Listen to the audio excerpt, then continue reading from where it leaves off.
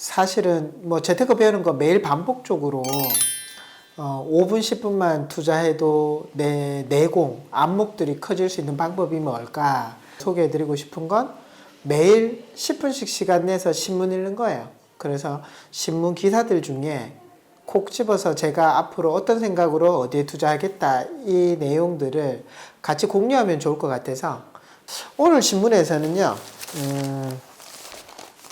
주식 이야기인데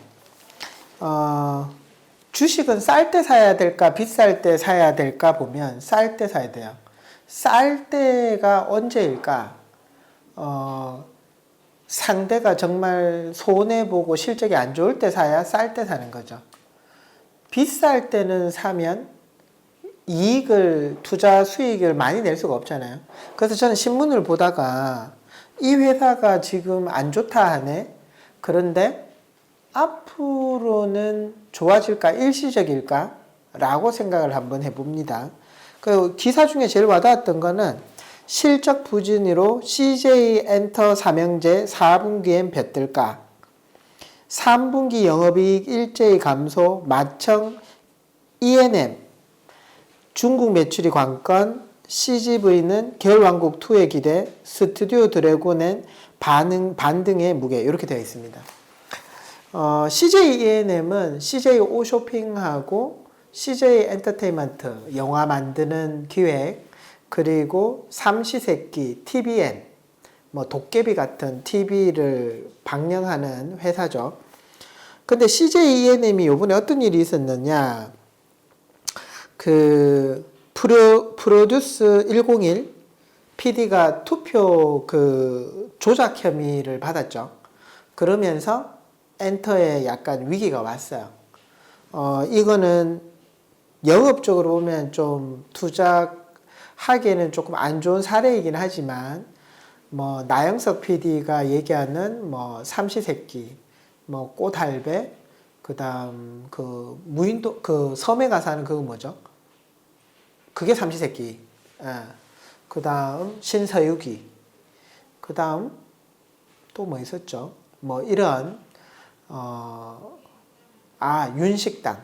뭐 이런 대표적인 모든 게 CJ E&M에서 방영했던 TVN이죠. 그죠? 뭐 도깨비라든지 미스터 션샤인이라든지 첫 번째 우리가 KBS, MBC를 안 보고 어느 순간 지금 계속 이렇게 TVN을 많이 보기 시작했죠. 근데 이제 우리나라에서도 많이 보는데 한류 열풍으로 이게 이제 동남아나 아시아로 계속 전파가 되면서 회사는 커지죠. 그런데 CJ 오쇼핑이라는 회사가 있어요. 요즘 이제 CJ E&M이 앞으로 어떻게 하냐면 삼시세끼에서 연예인이 입고 왔는 티셔츠를 바로 옆천에 있는 CJ 오쇼핑에서 판매를 하는 거예요. 우리나라에서만 파는 게 아니라 우리나라 인구보다 더 큰 베트남이라든지 중국이라든지 이런 데서 팔리면 앞으로 이 회사의 영업이익이나 성장성은 엄청 크겠다라는 상상을 저는 해요. 그런데 CJ E&M이 요번에 실적이 많이 떨어졌어요. 영업이익이 600억 정도인데 전년 대비하면 16.3% 정도 감소했어요. 그러면 첫 번째, 앞으로 우리가 여기 TV를 안 볼까? 저는 더 볼 것 같아요. 그리고 CJ E&M의 가장 큰 적은 저는 넷플릭스라고 생각했는데 넷플릭스도 지금은 조금 한계가 왔다 생각이 들어서 CJ E&M의 앞으로의 성장성은 괜찮겠다. 근데 지금 안 좋다 하네? 최근에 주가가 조금 빠졌어요. 뭐 투표 조작건 때문에. 그러면 이런 주식들은 관심 가져도 되겠다. 그 다음 CJ, CGV, 스튜디오 드래곤 같은 경우는 미스터 션샤인을 만드는 회사, CJ E&M에서 분사되는 회사예요. 최대 주주는 CJ E&M이고, 도깨비를 제작했는 회사, 미스터 션샤인 제작했는 회사가 스튜디오 드래곤이죠. 근데 이제 최근에 기대작이 별로 없습니다. 근데 이제 김은숙 작가라든지 이런 대형 작가들이 포진되어 있기 때문에 이 회사는 앞으로도 성장성은 좋지만 제일 큰 회사가 사실은 CJ E&M이에요. 그래서 지금 안 좋으니까 아, 지금은 싸겠구나라고 첫 번째 생각을 하고, 두 번째는 그때 좋아질 때 팔면 되겠구나. 지금 관심을 가져야 되겠구나. 이렇게 생각이 듭니다. CJ ENM이 실적이 부진한 이유는 아스달 연대기, 송중기가 나오는 아스달 연대기가 실패했죠. 투자는 많이 했는데 실패함으로써 뭐 부진이 있었지만 다음에는 충분히 만회할 거다. 이렇게 생각이 들어서 CJ ENM 관심 가져야 되겠다. 뭐 신문 보면서 그렇게 봤고요. 오늘 올려드렸던 신문 읽는 유튜브 방송에서도 말씀드렸지만 인구 절벽입니다. 2050년 대한민국 인구는 역배열인 역삼각형인 피라미드를 형성한다. 그래서 고령화가 되면 과연 강남 아파트가 진짜 계속 오를까라는 컬럼이 있어요. 제가 그걸 읽으면서 느껴본 건 인구가 줄어들면 진짜 그걸 더 비싼 가격에 사줄 수 있는 사람들이 있을까? 이게 계속 신문에서 시그널을 줘요. 고령화가 되면 어떻게 될까에 대한 문제는 계속 고민을 하고 여기는 좀 공부를 해야 되겠다 생각이 들어서 이 기사도 와닿았습니다. 광군제 하루 거래액 40조 원, 또 대륙의 대기록, 이게 눈에 띄네요. 하루 만에 판매되는 알리바바에서 판매된 거래액이 40조래요. 어디서냐 하면 중국에서입니다. 중국 인구가 13억 인구죠. 13억 인구, 우리나라 인구 5천만. 우리나라에서 물건 만들면 하루에 40조 원이 안 팔리죠. 근데 중국에서는 40조가 팔리는 거예요. 더 특이한 건 부동산 1만 채, 만 채를 인터넷으로 그냥 파는 거야. 아, 이제는 모든 걸 인터넷으로 살 수 있겠구나. 두 번째는 앞으로 중국이 엄청나겠다. 40조라 하면 제가 이제 조금 이따가 한번 말씀드릴 건데 CJ ENM이 시가총액이 3조 원이에요. 3조 원. CJ ENM을 13개 살 수 있는 금액이에요. 그걸 쇼핑으로 쓰는 거죠. 그래서 중국의 소비, 옛날에는 못 사는 나라였는데 이제는 엄청 소비력이 강하다. 그래서 내 돈을 어디에 둬야 될까? 중국도 봐야 되겠다 라는 생각이 들고, 우리나라는 경제 성장이 1년에 2%인데 중국은 보통 뭐 지금은 10%씩 계속 성장하다 지금 한 6% 정도 성장이지만 우리나라의 3배 정도의 성장 속도를 가지고 있습니다. 그래서 중국이 대단하다. 뭐 이렇게 보여지고요. 브레이크 없는 수출 감소 이렇게 했는데 반도체가 33% 떨어졌고 선박이 64% 정도의 수출이 감소됐대요. 그래서 우리나라 경제가 많이 안 좋겠구나. 그리고 이런 제조업의 성장성은 한계가 있을 수 있겠다. 그래서 뭐 어떤 게 앞으로 돈이 될까? 제조는 아닌 것 같고 서비스업일까? 음악일까? 문화일까? K-팝에 대한 한류일까? 그런 사람들이 돈을 벌까? 이렇게 생각하면 저는 CJ ENM은 음원 사업일 수도 있고 영화 사업일 수도 있고 드라마, 한류 사업의 핵심이다. 저는 이제 이렇게 조금 보여지거든요. 어느 순간 제가 이러고 있더라고요. 뭐 삼시세끼 보고, 그 다음 윤식당도 보고, 그 다음 꽃할배도 보고, 신서유기도 보면서 SBS나 KBS 보는 시간보다 TVN을 보는 시간이 늘어난 거예요. 옛날에는 드라마도 KBS, MBC 보다가 요즘은 그 도깨비라든지 미스터 선샤인이라든지 TVN 걸 계속 보는 거예요. 그래서 눈여겨봤는데 이 회사가 우리나라에서 이걸 성공을 하다 보니까 아까 수출이 뭐 반도체도 하락했고 선박도 하락했어요. 수출이. 근데 이 회사가 한류를 팔기 시작했어요. 그래서 동남아로 진출하는 거예요. 홈쇼핑 매출이 총 매출의 30%인데 태국이라든지 필리핀이라든지 베트남 홈쇼핑 회사를 인수하기 시작했어요. 제가 아까 중국을 눈여겨봐야 된다 신문에 말씀드린 것처럼 이런 드라마를 우리나라는 5천만이 열광하는데 13억 인구가 열광하면 어떻게 될까? 베트남 1억 인구가 열광하면 어떻게 될까? 매출이 훨씬 더 늘어나겠죠. 그런데 우리나라에서만 안주하지 않고 해외로 나가기 시작하는 거예요. 그러면 제조는 뭐 예를 들어서 반도체를 만든다. 신기술을 계속 개발해야 되겠죠. 왜 우리 핸드폰도 옛날에는 뭐 화질도 훨씬 더 작았고 용량도 작았지만 이제는 엄청 커지면서 반도체가 이제 훨씬 더 그 저장하는 공간이 커져야 되잖아요. 그리고 선박은 계속 더 사람들 인건비가 계속 오름에도 불구하고 계속 만들어야 되잖아요. 그 고정비가 많이 들죠. 뭐 부지 사업 부지도 사야 되고 거기에 사람들도 해서 경기가 좋든 말든 고용을 해야 되는데 이 미디어 부분 예를 들어서 방송을 찍는다든지 방송을 찍다가 그 프로그램이 없으면 그 사람들을 좀 줄여도 상관이 없죠. 그리고 음악을 만든다든지 영화를 만든다든지는 고정비는 적으면서 똑같은 물건을 반복적으로 재생해서 판매해야 되는 거죠. 한번 잘 찍어 놓으면 그걸 우리나라에서도 팔고 중국에서는 안 팔았는데 팔고 베트남에서 그거 했는데 팔 수 있으니까 수익 구조가 훨씬 더 좋죠. 한 번만 제대로 만들면 반복해서 재생해서 팔릴 수 있다.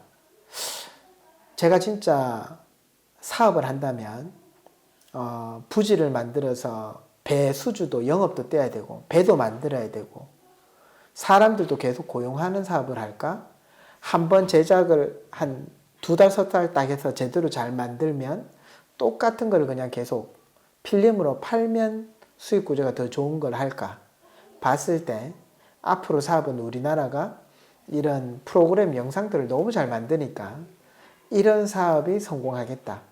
도깨비 같은 드라마가 계속 만들어져서 엄청 잘 팔리겠다. 그러면 CJ ENM이 돈을 잘 벌겠죠. 미스터 션샤인처럼. 홈쇼핑은 뭐 우리나라가 너무 잘하니까 앞으로 사업을 한다면 CJ ENM이 좋을 것 같다. 라는 생각이 들어서 CJ ENM은 한류의 핵심 사업인 것 같아요. 한류의 핵심 사업인 문화 컨텐츠도 있는데 여기에 물건까지 팔아요. 아까 광진군 광군제에서 중국에서 하루 만에 뭐 40조 원어치 팔린 것처럼 이걸 홈쇼핑에서 얼마나 잘 팔릴까 앞으로. 그런 걸 생각해 보면 사업 모델로서 참 좋은 파트너이겠다 생각이 들어서 오늘 짧게 한번 봤습니다. 지금 3분기 실적 발표하고 있는 중인데 오프라인 유통 끝났다고 신세계가 최대 매출을 이뤘대요. 3분기 매출이 2조 3,854억 9% 정도 성장을 했고 영업이익이 959억 37% 성장했대요. 면세점 호조에 호텔도 정상화되고 백화점 선방으로 영업이익률이 8% 증가했다. 뭐 이유가 뭘까 이렇게 보니까 제가 형광펜을 한번 칠해봤는데 일단 첫 번째가 이제 시내 면세점 가운데 명동점과 강남점에서 지난해보다 30% 93% 늘었대요. 매출이. 이제 요게 이제 유효했는데 이제 신세계가 면세점 신규 업체 가운데는 유일하게 루이비통, 샤넬, 에르메스라는 3대 명품을 모두 유치했다. 그러니까 이제 상품군이 다른 데는 없는 걸로 다양화되니까 매출도 성장하게 되는 거고 두 번째가 이제 신세계 호실적은 소비 심리 악화로 고전하는 국내 다른 유통업체와 비교하면 더욱 두드러진다. 롯데쇼핑이 뭐 신세계 백화점하고는 거의 뭐 양대죠, 그죠? 근데 이제 롯데쇼핑인 롯데백화점은 3분기 영업이익이 876억, 전년 동기 대비 56% 줄었대요. 56%가. 점포 숫자를 확장하는 것보다는 온라인 고객을 오프라인으로 끌어들이기 위한 노력을 10년 동안 해왔던 게 이제 신세계의 비결이다. 신세계 백화점 분야에서 단순히 쇼핑에서 끝나는 것이 아니라 문화생활을 즐길 수 있는 컨텐츠를 만드는 랜드마크로 만들기 위한 전략을 펼쳤다. 롯데하고 신세계하고 전략이 조금 다른 것 같아요. 이제 신세계 같은 경우는 이제 물건도 있지만 여기에서 먹고 놀고 문화를 즐길 수 있도록 다양한 걸 막 만들죠, 그죠? 뭐 대구 백화점의 신세계 백화점 같은 경우도 백화점이면서 뭐 쇼핑하는 거리를 옛날 거리처럼 이렇게 모델링 한다든지 뭐 여러 가지 아이들이 가고 싶은 공간들을 만든다든지 이런 여러 가지 때문에 아무래도 매출이 더 극대화되고 온라인에 있던 고객들을 오프라인으로 오도록 하는 거 뭐 이런 전략들이 백화점 요즘 누가 물건 사지? 그냥 온라인으로 사면 되는데 라고 생각하지만 놀 수 있는 공간들을 했던 거. 그리고 예전에는 대구 백화점이 그렇게 커 보였는데 동성로에 있는 신세계 백화점이 들어오고 현대 백화점이 들어오면서 저 대구 백화점 가보면 와, 옛날에 그 큰 대구 백화점이 맞았나 이런 생각이 들죠. 그 진짜 양극화한 것 같아요. 내 돈을 어디에 둘까? 진짜 확실히 크든지 이제 뭐 커피숍도 마찬가지죠. 작은 커피숍들 고만고만한 커피숍은 저희가 안 가게 되는 것 같아요. 요즘 대구 같은 경우 이제 트렌드가 이제 베이커리 카페가 생기면서 정말 막 대형화로 가는 추세로 완전 변해버렸죠. 그래서 백화점도 조그만한 뭐 커피숍, 뭐 제빵 이런 부분들이 이제는 진짜 대형화되고 차별화가 되지 않으면 내 돈을 거기에 둘 수 없다라는 생각이 진짜 드는 것 같아요. 저도 백화점에서 물건은 거의 안 사고 먹는 것만 하지만 이런 전략들이 사업을 하는 데는 중요하구나 이런 생각이 조금 들었습니다. 또 하나는 저희가 이제 앞으로 뭐 부동산 때문에 저희가 관심을 많이 가지시는데 이것 또한 중요하더라고요. 국세청 부동산 시장 정조준 매매에 이어 전세금도 출처 조사한다. 국세청이 지금 출처가 명확하지 않은 고가 아파트 구입자뿐만 아니라 고액 전세 계약자를 대상으로 집중 세무조사에 나섰다는 거예요. 앞으로는 이게 아마 더 할 거예요. 국세청은 소명하기 어려운 돈으로 고가 아파트 오피스텔을 취득했거나 고급 주택에 전세로 거주하는 224명을 선별해 세무조사에 들어갔다. 구체적으로는 서울 등의 고가 아파트, 고액 전세입자, 다운계약서 작성자, 기획부동산 업체 이렇게 돼 있어. 저도 이제 이렇게 뭐 상속 증여라든지 부동산을 매입할 때 이런 분들이 계세요. 나는 한 달에 뭐 1,000만 원을 벌어요. 근데 세금 신고는 뭐 200, 300 하는 거죠. 그러면 내가 벌어든 돈은 300이다. 그러면 1년이면 3,600만 원 벌었는데 카드 값은 한 달에 500을 쓴 거예요. 그러면 1년에 6,000을 쓴 거죠. 국세청에서는 내가 1년에 벌어들인 금액을 세금 내는 신고 금액으로 딱 분류를 해놨어요. 그래서 이제 우리가 근로소득이라든지 5월에 종합소득세 사업하시는 분들은 신고를 하죠. 그러면 나는 300만 원 벌었습니다. 1년이면 3,600 벌었어요. 이게 국세청에서는 이 사람 1년에 3,600만 원 벌었네. 근데 우리가 종소세 신고할 때 이것도 하죠. 3,600만 원 벌었는데 카드 썼는 금액도 신고를 하세요. 그러면 우리가 세금을 줄여드릴게요. 카드 쓰는 금액이 보니까 한 달에 500만 원씩 1년이면 6천을 쓴 거예요. 3,600만 원 벌어서 6천만 원 썼으니까 이 사람은 재산이 안 늘었네 이렇게 생각하는 거죠. 그런데 3년 뒤에 아파트를 5억짜리를 사는 거야. 그러면 당신 돈이 어디서 나왔지? 자금 출처를 소명하세요. 부동산 샀는 돈이 어디서 들어왔는지, 최근에 벌었던 돈, 지출했던 돈, 저 1,000만 원씩 벌었어요. 1년이면 1억, 10년이면 5년이면 뭐 5억을 벌었는데 신고를 제가 300밖에 안 했어요. 이렇게 되면 뭐예요? 세무조사 들어와요. 이게 이제 이 내용이에요. 자금 출처가 명확하지 않은 고가 아파트 구입자, 고가 아파트뿐만 아니라 40세 이하는 2억 원 이상 자금 출처가 소명되지 않으면 국세청에서는 이 돈 어디 나세요? 자금 출처 소명이 들어와요. 그래서 이제 이런 부분들이 정기적으로는 이렇게 국세청에서 이렇게 딱 신문에 하는 경우가 있고, 제가 이제 상담하다 보면 저 자금 출처 소명 안내서 받았습니다 이러는 분들이 있어요. 그래서 이런 돈 관리를 제대로 안 하면 나중에 부동산 사셨을 때 자금 출처 소명이 또 문제가 되기도 합니다. 이제 뭐 강남에 계시는 분, 많은 돈을 움직이시는 분들이 세무사랑 의논을 했겠지만 이렇게 놓치다 보면 조사 대상이 되더라고요. 그래서 이런 신문 기사도 한번 읽어보시면 자금 출처 소명이 뭘까 뭐 이렇게 한번 읽어보시면 될 것 같고, 우리나라가 전산이 세계적으로 제일 좋거든요.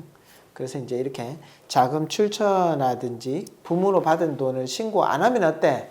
안 하면 이제 나중에 1년 뒤에 나올 수도 있고 2년 뒤에 소명이 나올 수도 있어요. 그러면 이제 세금이 더 많아집니다. 환율 벌크선에 웃는 펜오션, 내년도 순항. 이 펜오션이라는 회사는 벌크선이라고 해서 컨테이너, 기름을 화내는 LNG선하고는 다르게 벌크선입니다. 벌크선은 뭐냐 하면 포장하지 않는 원재료, 뭐 예를 들어 석탄, 뭐 콩, 옥수수, 뭐 이런 철광석 이런 재료들을 그러니까 배에 그냥 담는 거야. 근데 이제 이 펜오션이라는 회사를 하림에서 인수했죠. 그 하림은 결국은 닭을 키워서 가공해서 판매하는 회사인데, 가공을 하려 보니까 사료값이 많이 들죠. 그래서 사료회사를 인수했어요. 사료회사를 운영을 하려니까 원재료가 필요하죠. 그런데 배에 싣고 오니까 운반비가 너무 많이 드는 거예요. 그래서 펜오션이라는 회사를 인수를 했죠. 그래서 인수를 했는데 환율 벌크선에 웃는 펜오션, 내년도 순항 이렇게 되어 있어요. 그 펜오션은 하림지주가 지분을 50% 가지고 있어요. 그리고 제일사료라는 회사도 가지고 있죠. 금방 제가 말씀드렸던. 근데 이제 이런 전 세계적으로 금리가 떨어지죠. 지금 오늘 그 트럼프 대통령이 나도 대출 내고 돈을 받고 싶다, 이자를 받고 싶다. 지금 유럽 같은 경우는 이제 미국이 있고 유로가 있죠. 근데 이제 유로 같은 경우는 마이너스 금리예요. 내가 그냥 1억을 은행에 맡긴다. 그럼 보관료 주세요. 이거죠. 마이너스 금리니까. 1%면 1억을 맡기면 1% 이자를 줘야 되겠죠. 뭐 10%면 1,000만 원, 1%면 100만 원이잖아요. 근데 1%가 아니고 마이너스 1%예요. 그러면 뭐예요? 돈 주고 이자를 안 주고 네가 100만 원 보관료를 내 이 말이죠. 그러면 대출을 내면 어떨까요? 대출을 내면 1%의 이자면 100만 원 이자를 내야 되는데 마이너스 대출금리다 보니까 대출을 내면 돈을 받아요. 대출을 내면 돈을 받습니다. 그러니까 어때요? 유럽 경기가 좋아지니까 주가가 오르죠. 그래서 이렇게 되어 있어요. 조용히 오른 유럽 펀드 벌써 20%. 조용히 오른 유럽 펀드 벌써 20%인 거예요. 결국은 저금리를 계속하니까 사람들은 대출을 내면 이자를 줘요, 은행에서. 그러니까 개발도 되고 소비도 이루어지죠. 그러니까 트럼프가 이런 마이너스 금리를 우리도 가자. 왜 우리는 금리 올렸노? 잘못된 거 아니가? 이렇게 얘기를 했죠. 전 세계적으로 금리가 유럽이 마이너스고 미국도 지금 금리 계속 떨어져요. 우리나라도 떨어져요. 그러면 돈을 갖다가 결국은 빌리기 좋아지면 전 세계적으로 제조나 돈 소비가 활성화되겠죠. 돈의 가치가 떨어지니까 돈을 많이 써요. 그러면 어떤 일이 일어나냐 하면 수출입이 자유로워지죠. 원재료도 막 필요하고. 그러면 펜오션이라는 회사는 그런 원재료들을 배달하는 운임이 지금 사상 최대치인 거예요. 그래서 펜오션 주가가 좋은가 싶어서 제가 봤더니 주가가 별로 안 올랐네요. 그러니까 이런 걸 갖다 저희는 이제 저평가되었다 이렇게 보는데, 오늘 이렇게 기사를 보면 이 회사가 앞으로 쌀까? 가치가 오를까? 라는 거를 한번 봅니다. 우리가 일단은 치킨을 계속 먹을까? 첫 번째, 계속 먹겠죠. 사료를 계속 그거 하죠. 전 세계적으로 저금리가 되면 원자재나 곡물 같은 운송이 많아지는데 배는 없어. 경기가 안 좋았기 때문에 서로 배를 안 샀는데 갑자기 저금리가 되면 배 운반이 많아지죠. 근데 배는 없어. 배 만드는데 3년 걸리거든요. 3, 4년이 걸려야 배가 나오기 때문에 결국은 없는 배에 운송은 많아지면 어떻게 될까? 그러면 운임비를 많이 주고도 사람들은 해야 되죠. 그래서 운임비가 계속 올라요. 그래서 저금리 기조로 간다면 최고 수혜해주는 페노션일 수 있다. 이렇게 해서 제가 분석을, 이렇게 신문을 보면 주말에 몰아서 기업 분석을 한번 해보는 거예요. 내 돈을 어디다 두지? 그래서 페노션을 한번 보자. 이렇게 생각이 들었습니다. 그 다음이 자율주행 기차로 광물 운반, AI로 용광로 점검, 똑똑해지는 굴뚝기업. 제가 지금 읽고 있는 부의 인문학도 똑같은데 전통 제조업체의 디지털 혁신, 모든 게 인간하고 로봇이 이제 기계를 돌리는 거죠. 예전처럼 사람이 할 일들이 줄어드는 거예요. 옛날에는 사람이 만드는 단순 노동이었지만 선진국으로 갈수록 그런 단순 노동이나 사람이 해야 되는 거는 중국으로 갔죠. 중국도 비싸지니까 베트남으로 갔다가 지금은 인도로 가죠. 그럼 우리나라는 앞으로 어떻게 됐냐? 첨단 산업, 디지털 혁신이 일어나서 자동화가 이루어지는 거예요. 사람이 필요 없어지는 거죠. 꿀뚝 산업 자체가. 우리나라의 최고 꿀뚝 산업이 어디였냐면 울산, 창원, 거제도, 구미 이런 국가 산업단지였죠. 대기업들이 노동 집약적인 제조를 해서 그거를 미국이나 유럽에 팔았죠. 그래서 이제 부산항이라든지 포항항을 통해서 수출을 했는데 지금은 중국이죠. 우리나라가 수출하는 게 미국 중심, 유럽 중심이었는데 지금은 중국 중심, 아시아, 인도 이런 쪽으로 수출을 많이 합니다. 그러니까 부산항이 필요가 없어졌어요. 포항항이 필요가 없어졌어요. 그러니까 이쪽 산업 자체가 좀 많이 죽고 공장들이 어디로 가느냐. 구미 같은 경우도 LG나 삼성이 평택으로 다 넘어갔죠. 평택항을 통해서 중국 가기가 너무 빠르죠. 좋죠. 근데 구미에서 만들어서 평택항까지 물류비를 들어가면서 할 필요가 없어졌어요. 이 대목의 기사를 보면서 느끼는 거, 앞으로 노동 집약적인 게 아니라 혁신적인 디지털 혁신이 발생되고 자율화가 되고 기계가 모든 걸 한다면 사람이 필요 없네. 사람이 필요 없으면 결국 사람을 뽑지 않을 것이고 사람들이 이탈하죠. 일자리 있는 곳으로. 그러면 구미는 앞으로 투자하기가 안 좋은 지역일 수 있겠다. 포항이 그럴 수 있겠다. 그 다음 울산도 싸다고 가기에는 그렇다. 거제도도 그러하다. 그렇게 보면 부동산 투자하는 곳도 이런 지역은 조금 피해야 될 것 같다. 일시적인 현상이 아니라 앞으로 계속 그럴 수 있겠다. 이런 생각이 제가 조금 들었습니다. 그래서 이제 울산을 한번 가볼까. 많이 떨어져서 그런 생각이 들었었는데 안 그래도 되겠다라는 게 오늘 신문 보면서 조금 느꼈습니다. 그리고 이제 아까 잠깐 보여드렸는 조용히 오른 유로펀드 벌써 20%. 우리나라 주식이 최근에 20% 올랐나? 그렇지 않잖아요. 근데 이제 우리도 아이폰을 쓰고 코카콜라를 마시고 이런 것처럼 글로벌하게 우리가 소비를 하는데 투자는 계속 한국에만 하는 거야. 그래서 이제 유럽에도 투자할 수 있는 방법이 어떤 게 있을까? 이렇게 저평가되어 있어서 올라가는 그런 투자들은 어디가 있을까? 우리나라가 아닐 수도 있다는 생각이 들었습니다. 그래서 제가 이거 읽어드렸고 마지막으로 짠 보면 테라 열풍 하이트 진로 영업이익이 59% 올랐대요. 하이트 진로 영업이익이 59%. 제가 하이트 진로는 유튜브 부동산에 이제 뭐 관심이 있으셔서 저희 카페에 많이 들어오셨을 텐데, 제가 한번 보면 언제 찍었나 한번 보려고요.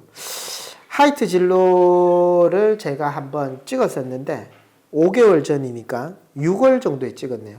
예, 영상에 이렇게 보시면 하이트 진로 테라에 관련된 영상을 찍었어요. 그게 앞으로 테라를 마시고 테라가 카야스보다 괜찮다 이렇게 얘기하지 마시고 그 돈으로 사시라. 6개월 전에 제가 말씀드렸을 때 하이트 진로가 2만 원이었습니다. 오늘 제가 보니까 29,000원이네요. 그 6개월 만에 수익률이 45%. 중간에 제가 매도 의견을 드리는 게 한 27,000원 정도에는 매도하셔도 괜찮습니다. 이런 얘기는 드렸는데 결국은 은행보다 낫죠. 6개월에 45%면 1년이면 90% 수익률이잖아요. 그런데 아직도 은행에 돈 모았다가 부동산으로만 간다. 이러기에는 수익률 차이가 너무 많이 나죠. 그래서 저희 카페에 부동산도 맞지만 이렇게 보는 시야를 늘릴 수 있는 안목도 같이 고민해 보도록 하겠습니다. 그래서 오늘은 뭐 여기까지거든요. 그래서 앞으로도 테라 같은 종목을 1년에 몇 개 찾는 거는 어렵지 않은 것 같아요. 뭐 작년 같은 경우 제가 휠라 코리아 얘기 드렸었고, 올해는 뭐 하이트 진로, 제가 지금 또 몇 개를 말씀드리는 게 있어요. 그런 안목들을 배우는 투자법은 제가 또 계속 같이 고민해보고 상상해 보도록 하겠습니다. 오늘은 여기까지 하겠습니다. 수고하셨습니다.